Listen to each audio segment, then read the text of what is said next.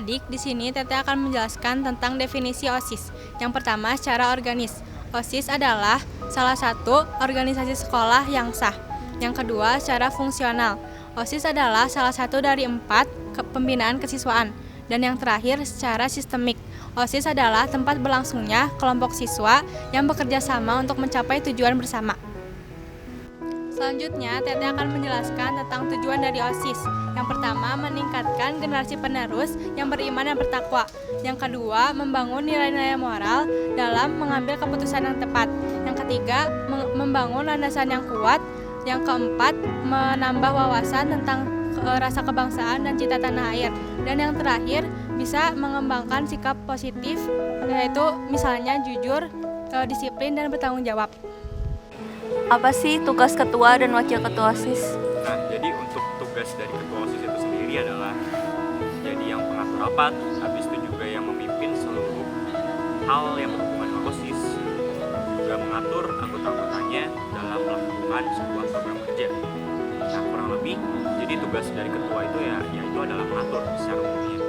Kalau untuk wakil gimana sih? Kalau wakil di OSIS itu ada 2, jadi wakil ketua 1 dan wakil ketua 2. Jadi istilahnya yang namanya juga wakil, yang paling penting sebagai wakil itu membantu seorang ketua menjalankan tugasnya. Halo adik-adik, di sini Tete bakal ngejelasin tentang sekbid yang ada di OSIS. Kalian pasti penasaran kan, sekbid itu apa? Sekbid adalah seksi bidang. Nah, sekbid ini tuh ada 10. Yang pertama, sekbid 1. Sekbid 1 menjelaskan tentang pembinaan keimanan dan ketakwaan kepada Tuhan Yang Maha Esa. Sekbid 2 mengenai pembinaan budi pekerti luhur dan akhlak mulia. Sekbid 3 mengenai pembinaan wawasan bela negara. Sekbid 4 pembinaan tentang prestasi akademik dan non-akademik. Sekbid 5 mengenai pembinaan hak asasi manusia dan politik. Oke adik-adik, di sini Akang akan menjelaskan tentang sekbid 6 sampai sekbid 10. Sebelumnya sekbid 6 itu tentang kreativitas dan kewirausahaan. Oke, selanjutnya ada sekbid 7 tentang kualitas jasmani, kesehatan, dan gizi. Sekbid 8 yaitu seni dan budaya. Nah, sekbid 9 yaitu tentang teknologi dan informasi. Dan yang terakhir ada sekbid 10 tentang bahasa asing. Halo adik-adik, setelah tadi kita ngomongin sekbid, sekarang kita bakalan ngomongin proker. Oke, pertama yang bakal Akang bahas di sini adalah Proker HUT RI. Di sini juga bakal banyak banget lomba-lomba yang asik banget pokoknya. Jadi ada kayak balap karung, makan kerupuk gitu-gitulah yang bisa kalian bayangkan kalau misalnya kalian ngedengerin HUT RI. Jadi kalau kalian masuk ke sini harusnya sih kita langsung ngerayain HUT RI ya. Cuma karena pandemi yang sedang berlangsung, kayaknya kita pending dulu. Sekian. Kalian kan udah tahu nih, proker tuh banyaknya yang seru-seruan, yang asik-asikan. Di kita juga ada nih proker yang serius. Salah satunya itu LDKS atau latihan dasar kepemimpinan siswa yang sering kita laksanakan di Rindam saat semester awal. Nah, kita tuh ada nih proker yang selalu dilaksanain tanggal 26 Oktober. Apa sih itu? Itu tuh namanya HUT 6. Kita selalu nyelenggarain ulang tahun 6 setiap tanggal 26 Oktober. Nah, kita nggak cuma ngerayain acara-acara modern doang, kita juga bakal ada festival budaya.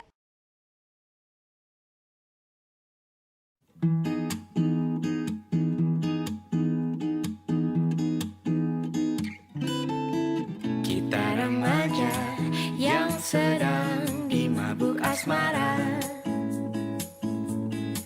mengikat janji bersama selamanya. Hati telah terikat, sepasang mata memikat, melambungkan asmara yang selalu meminta. Tunggu apa lagi adik-adik? Yuk masuk OSIS. Datang sang pemilik hati, rela menanti.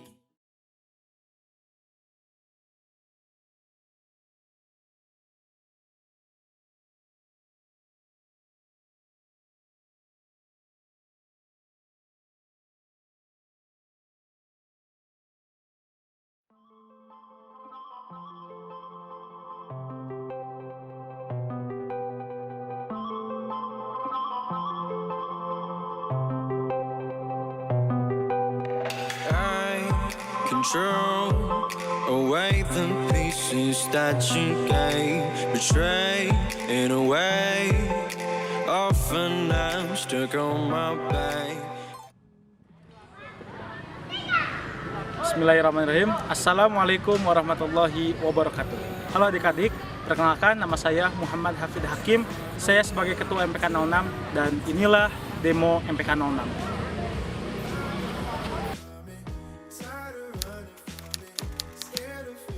MPK singkatan dari Majelis Perwakilan Kelas, yaitu sebuah organisasi yang berada di SMA Negeri 6 Bandung yang kedudukannya ialah setara dengan OSIS. Di mana fungsi dari MPK SMA Negeri 6 Bandung ini ialah untuk menjembatani antara pihak siswa-siswi SMA Negeri 6 Bandung dengan pihak sekolah maupun OSIS. Tujuan pembentukannya ialah untuk membantu, bekerja sama, memperkokoh, serta berperan sebagai evaluator dalam pelaksanaan program kerja OSIS.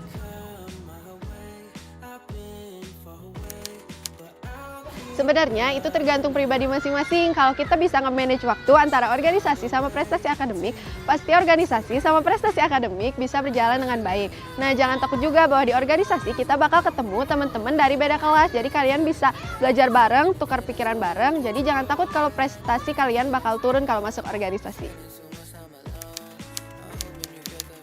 Oke, untuk kalian yang ingin memasuki ranah organisasi tapi masih memiliki tanggung jawab di sekolah dan ingin memiliki prestasi yang gemilang, kalian harus memiliki skala prioritas. Seperti yang dipaparkan oleh Stephen R. Covey dalam bukunya First Thing First, dia mengatakan ada 4 skala kuadran skala prioritas. Yang pertama yaitu penting dan mendesak, seperti kita akan mengikuti rapat organisasi atau mempersiapkan diri untuk melakukan ujian pada esok hari. Lalu yang kedua, penting dan tidak mendesak. Seperti apa? Seperti kita mengembangkan diri dalam organisasi atau mengembangkan diri dalam sosial lingkungan masyarakat. Lalu yang ketiga, tidak penting dan mendesak, itu seperti kumpul bersama teman-teman tapi secara rutin. Lalu yang terakhir, ada tidak penting dan tidak mendesak, seperti berbicara dengan teman tapi ke barat dan ke timur atau ngawur. Mengapa skala prioritas itu begitu penting? Yang pertama, skala prioritas menjadi dasar apa yang kalian lakukan. Yang kedua, kalian menjadi paham apa yang kalian lakukan. Yang ketiga, kalian akan menjadi fokus. Yang keempat, kalian akan memiliki skala prioritas yang menjadi tolak ukur pencapaian kalian. Dan yang terakhir, kalian akan menjadi lebih bersemangat.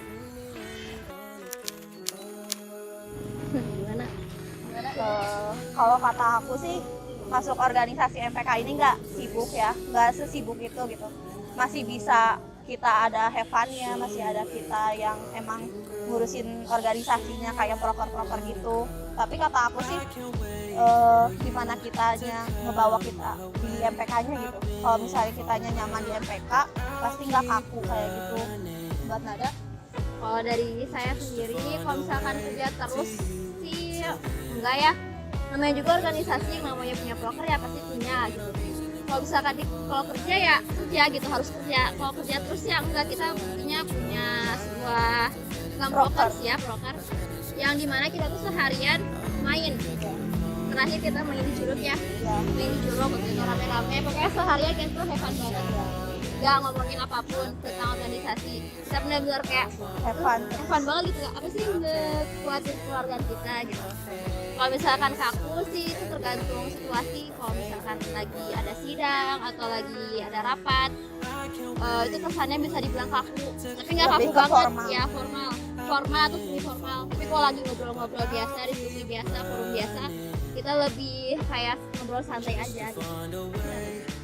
Mungkin di keseharian kita juga ya kelihatan gitu bahwa kita emang organisasinya nggak terlalu bersifat kaku, karena kita tuh sering bercanda gitu, bahkan diskusi juga bisa sambil bercanda ya.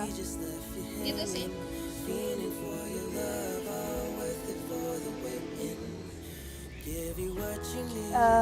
Jangan lupa buat kalian untuk masuk MPK, nanti daftar aja buat MPK. Jangan takut, pasti kita ajarin gimana caranya untuk di organisasi. Ya, jangan takut buat masuk organisasi. Organisasi itu untuk ngajarin kalian soft skill, karena kalau misalkan kalian mau masuk PTN, mau kerja, itu nggak nilai akademik kalian itu di bawah gitu. yang sekarang dibutuhin gitu ya. Untuk di dalam dunia kerja itu kan apa sih, soft skill ya, kayak public speaking dan segala macam. Nah itu tuh biasanya diasahnya tuh di dalam organisasi gitu. Jadi kalian jangan takut kalau masuk MPK, ayo masuk. Kita tenang kok di sini, santai. Terus kita kan baik-baik. Bisa nambah temen juga ya. Iya. Kan kita baik-baik Sama orang lain. Dadah. dadah. Sampai jumpa. Impact itu menurut saya banyak pengalaman-pengalaman yang saya dapat, mulai dari apa artinya kekeluargaan, apa artinya kekompakan, dan saya yang sangat bangga di MPK adalah saya selalu mencari ilmu-ilmu di MPK, mulai dari akademik, non akademik. Jadi kalian jangan takut masuk organisasi, akademik kalian akan turun, tapi menurut saya kalian masuk organisasi akan menambah ilmu-ilmu di luar agar bisa kalian berprestasi di sekolah, mulai dari ranking, mulai dari prestasi yang non akademik, mulai dari public speaking, apa artinya kepemimpinan, kalian bisa belajar di MPK.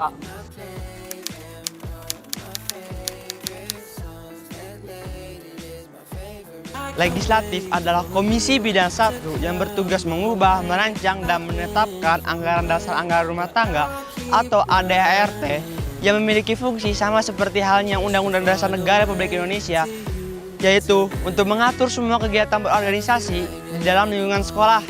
Selain mengubah, menetapkan ADART, kita juga memiliki beberapa proker lain.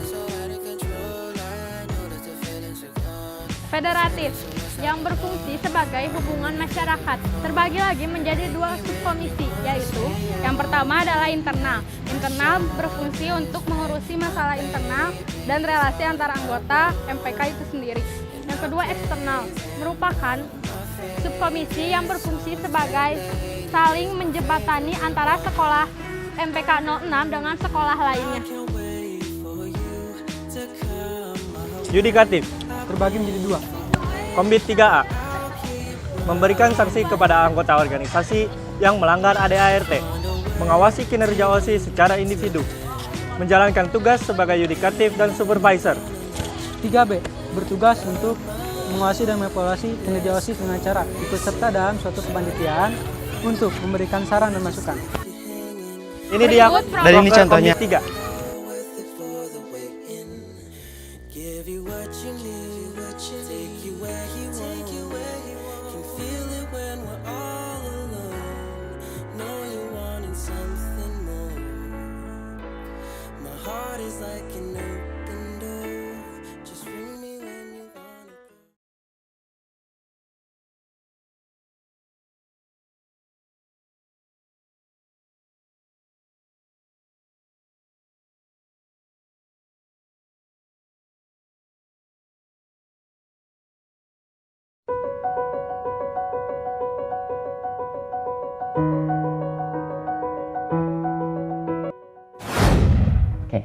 Assalamualaikum warahmatullahi wabarakatuh.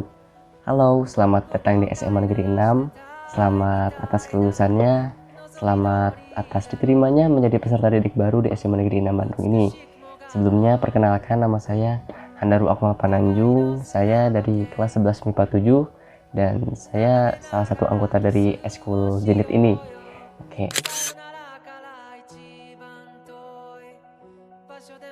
Mungkin beberapa dari kalian cukup asing dengan apa itu klub astronomi.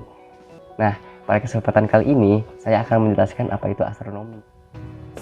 Astronomi adalah cabang ilmu sains yang mempelajari objek-objek langit seperti bintang, planet, komet, asteroid, dan lain-lain, serta mempelajari fenomena-fenomena yang terjadi di langit juga. Nah, udah pada ngerti kan apa itu astronomi? Kurang lebih sih, pasti ngerti. Nah, saya akan lanjutkan penjelasannya tentang apa itu zenit. Zenit itu secara istilah itu adalah titik yang berada di atas pengamat, paling atas pengamat dalam bola astronomi ya. Nah, itu dipakai sama klub kita, jadi nama Eskul Astronomi Zenit gitu. Sekian dari saya, akhir kata. Wassalamualaikum warahmatullahi wabarakatuh. Mau tanya dong, kan sekarang lagi masa pandemi nih, kan kita itu bakal susah untuk kumpul-kumpul gitu. Jadi Zenit program kerja untuk 1 tahun ke depannya kayak gimana ya? Kerja Zenit tahun 2020-2021, yaitu 1. Memberikan materi secara daring atau online untuk mengisi waktu luang anggota yang minimal dilakukan 1 minggu sekali. Yang kedua, mengikuti webinar atau seminar-seminar online. Yang ketiga, melakukan observasi fenomena langit bersama secara daring atau online di rumah masing-masing. Assalamualaikum adik-adik. Di ekstrakurikuler Zenit 06, kita mempelajari tentang astronomi. Selain di sekolah, kita juga mengikuti kegiatan yang berhubungan dengan astronomi. Contohnya seperti seminar astronomi dan masih banyak lagi. Dan ini adalah hasil dokumentasi tahun kemarin.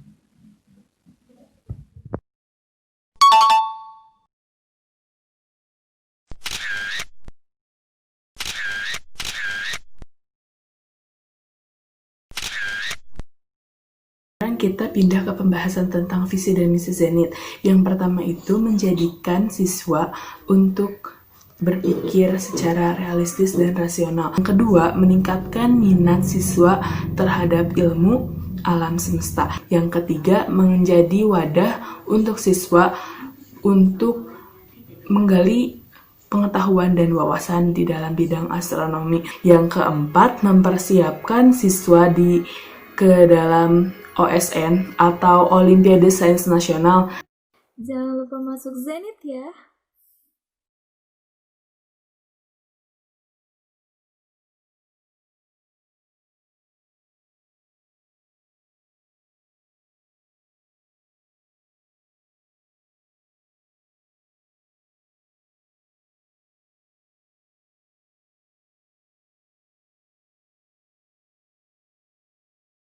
Halo semuanya, ich bin Vorsitzender des Deutschen Clubs.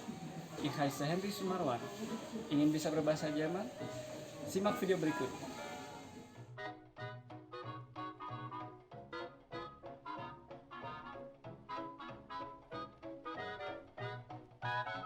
Oke teman-teman, di sini kakak akan menjelaskan kegiatan dari Ekskul Deutsch Club. Ada kumpul wajib, Jerman Cinema, Games, Spieltag, dan Olimpiade Jerman. Lalu ada kumpul wajib yang biasa diadakan setiap hari Senin dan Kamis setiap pulang sekolah. Lalu kita ke Jerman Cinema atau nobar film Jerman yang biasa diadakan setahun sekali tanpa biaya tambahan, alias gratis. Games. Nah, karena kalau kumpul terus kan bosan. Jadi kita adakan kegiatan untuk mengisi kejenuhan. Ya, kita lanjut lagi ke Spieltag. Spieltag, apa itu? Spieltag berasal dari 2 kata, yaitu Spiel, bermain, ditambah kata Tag yang artinya hari. Jadi secara harfiah, Spieltag itu adalah hari bermain. Jadi kita ngapain di sana? Kita belajar sambil bermain.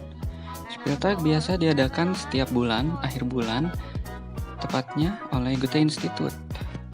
Olimpiade Jerman. Oke, untuk Olimpiade Jerman biasanya ada pengumuman dulu dari pihak sekolah atau dari pembinanya. Jadi kita seleksi anggota Deutsch Club yang misalnya kepilih, dia bisa ikut Olimpiade Jerman. Dari sini biasanya kita dapat sertifikat dan sertifikat itu bisa dipakai untuk masuk PTN.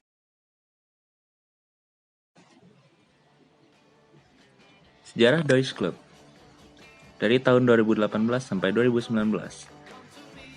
Deutsch Club dipimpin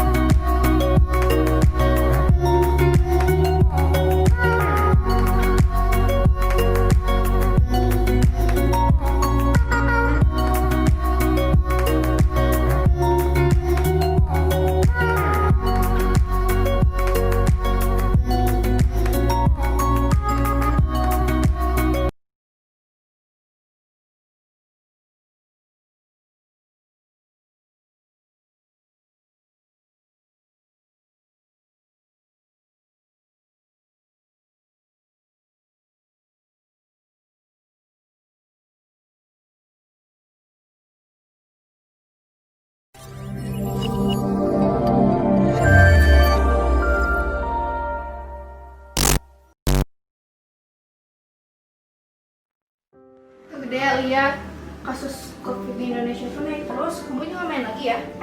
Pasti Kak, lagi banget. Ya seenggaknya kamu kalau mau main, taati protokol kesehatan ya. Pakai masker sama hand sanitizer-nya. Tapi kan mitos Kak. Kamu tuh kebanyakan nonton konspirasi tau gak? Serah aja lah. Aku main dulu ya. Mau kemana? Main berantem. Ya elah, baru aja tadi ngebahas tentang COVID. Udah main aja kamu. Bisa lah itu. Ya udah deh, tapi jangan lupa bawain kakak gorengan ya. Oke, thanks my sister. Ya, hati-hati ya. Siap.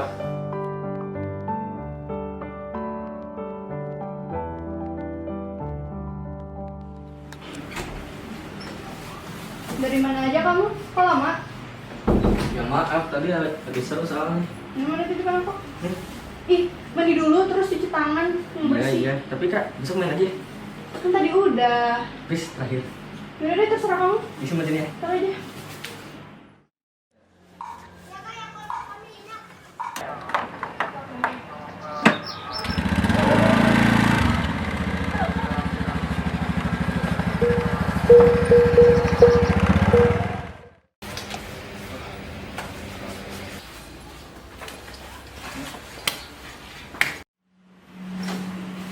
Telat lagi kan kamu pulangnya? Maaf. Kamu kenapa? Apa-apa. Langsung masuk kamar ya? Iya, istirahat ya. Iya.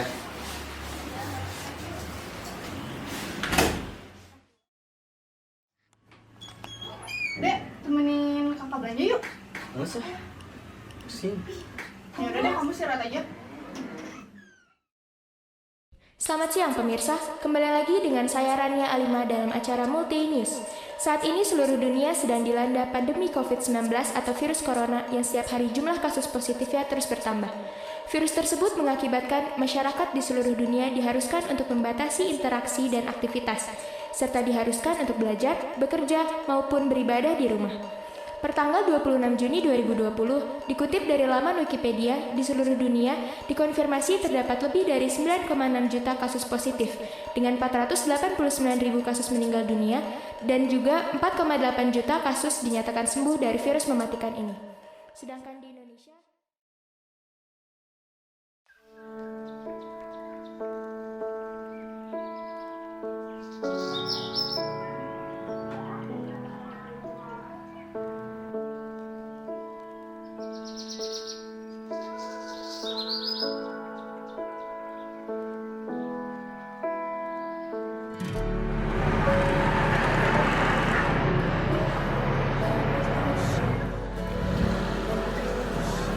Halo Kak. Halo Dek.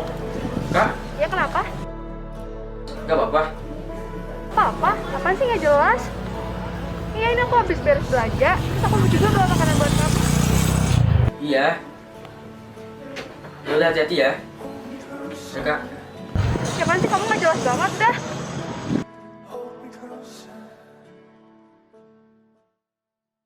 Assalamualaikum, hai adik-adik. Apa kabar nih? Semoga sehat selalu ya. Langsung aja, nama aku Faira. Nama aku Faiza. Di sini kita bakal jelasin sedikit tentang multimedia. Faira, apa sih definisi dari multimedia? Multimedia berasal dari kata multi dan media. Multi yang artinya banyak dan media yang artinya tempat atau alat. Jadi, multimedia adalah wadah beberapa media. Lalu, didefinisikan sebagai elemen pembentuk multimedia, yaitu teks, gambar, suara, dan animasi. Oh gitu. Terus tujuan multimedia itu apa? Kalau tujuan multimedia sendiri itu pembelajaran untuk menyalurkan pesan, pengetahuan, keterampilan, perasaan, dan kemauan belajar sehingga secara proses belajar terjadi bertujuan dan terkendali. Oh gitu ya, cuman itu dari multimedia. Gak cuma itu aja, simak ya. Gak cuma itu dong, ada juga program kerja yang terdiri dari fotografi, desain grafis, dan sinematografi.